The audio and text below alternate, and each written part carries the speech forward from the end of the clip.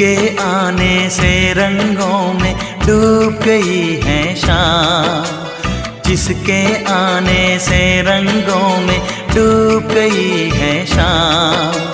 सोच रहा हूँ इससे पूछो उस लड़की का नाम।